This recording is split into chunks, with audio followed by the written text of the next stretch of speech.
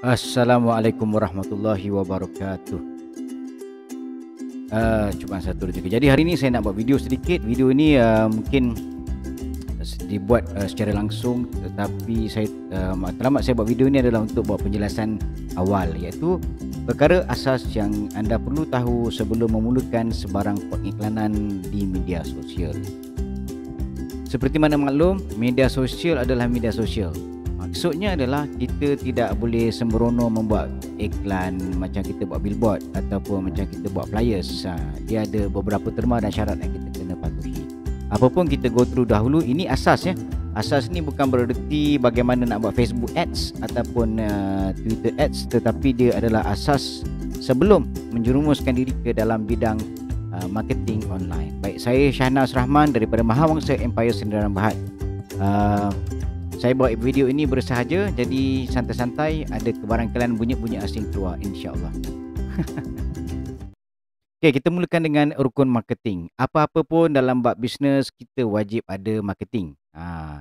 Dalam marketing ada 3 perkara asas. Yang pertama adalah market, iaitu di mana orang ataupun audiens ataupun bakal ataupun prospek kita selalu berada.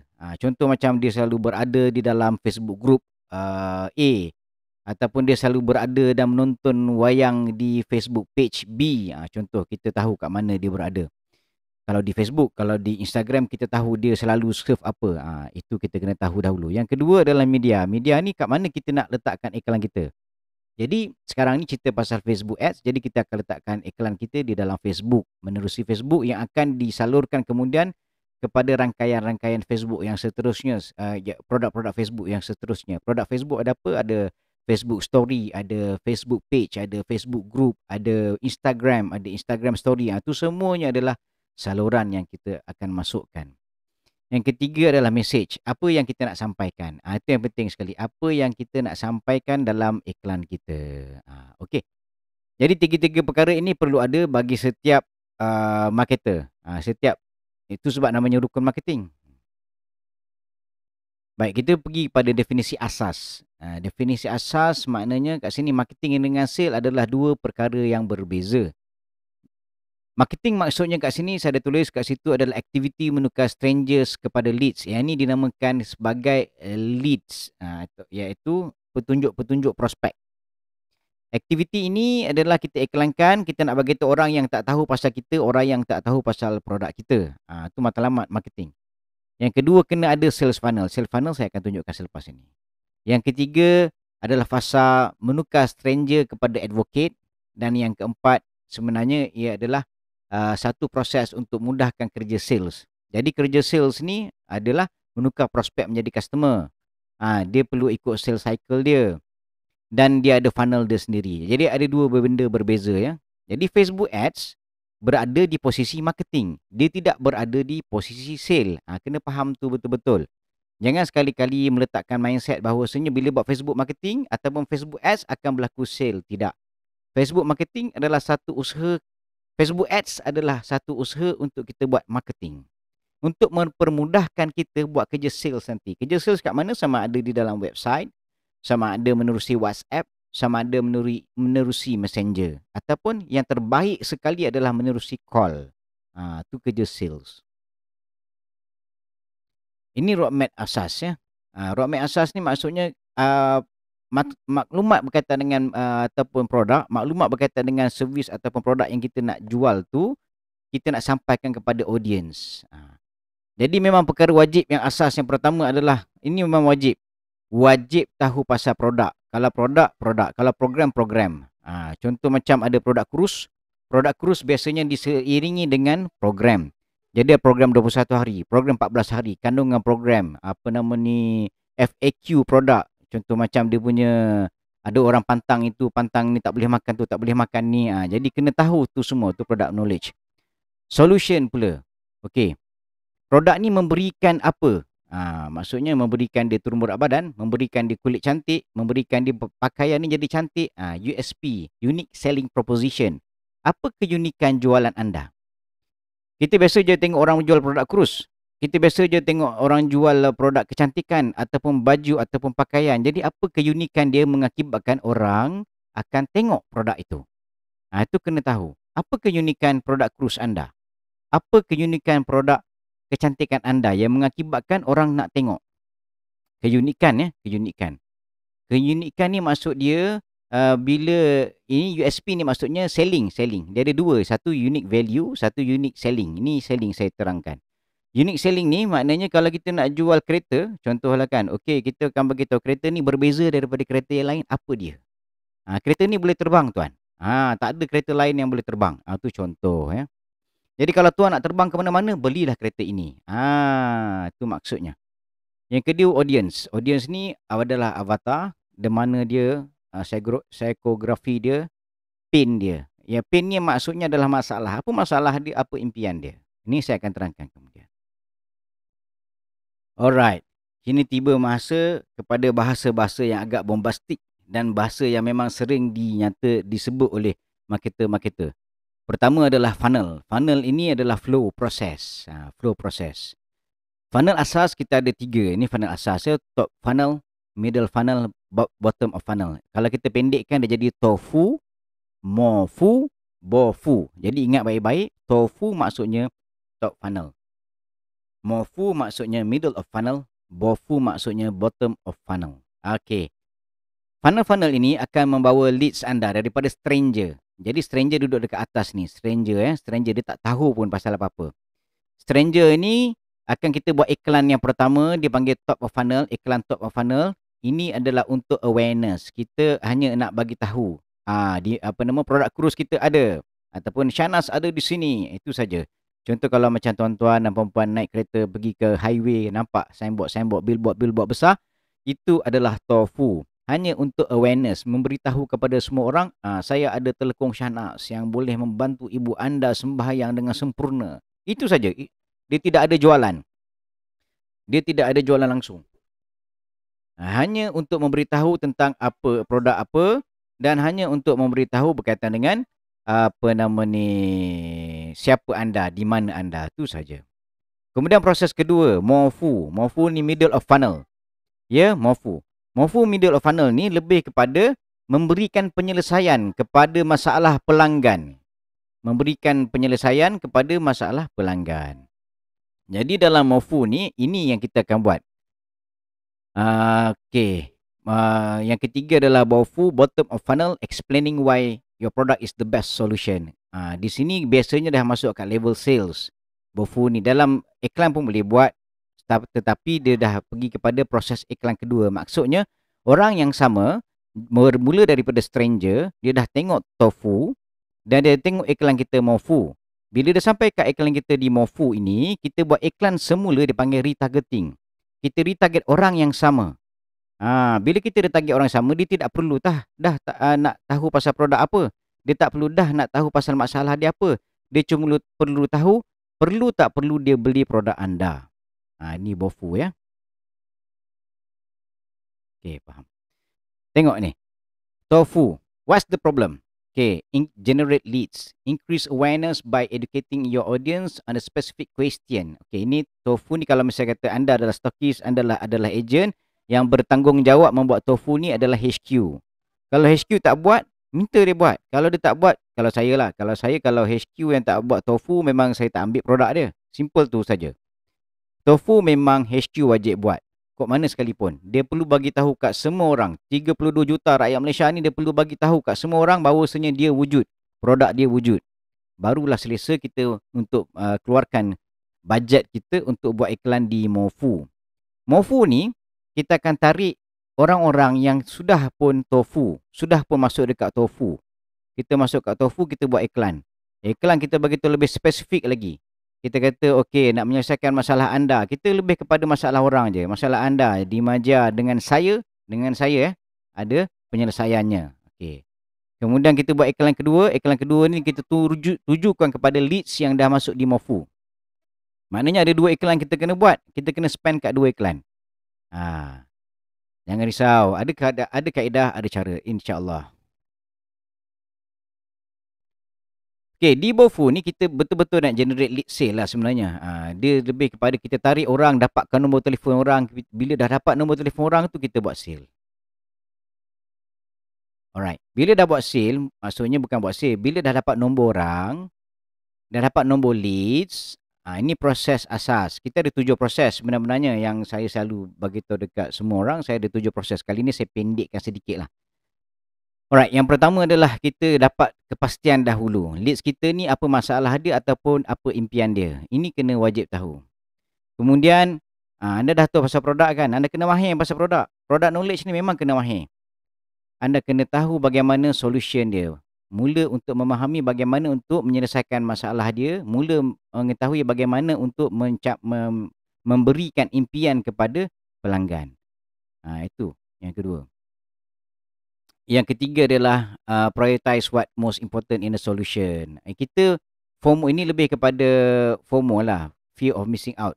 Kita memberi galakan kepada pelanggan bahawasanya produk kita lah yang terbaik. Itu contohnya lah. Bagaimana nak membeli, kaedah membeli dengan mudah. Apa yang anda akan dapat kalau membeli. Dan yang keempat, evaluate vendors based on buying criteria. Ini lebih kepada dia dah buat jualan, dia dah buat belian, jadi kita akan tumpu kepada belian yang seterusnya. Ini yang keempat. Alright. Kembali kepada basic.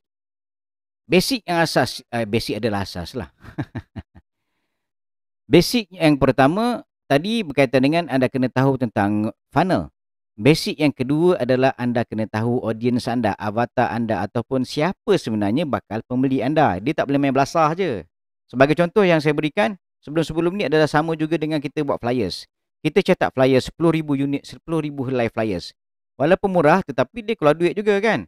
Kita cetak flyers 10,000, kita belanja dalam lingkungan RM400 untuk flyers. Jadi RM400 itu kita spend. Sama juga dengan Facebook Ads.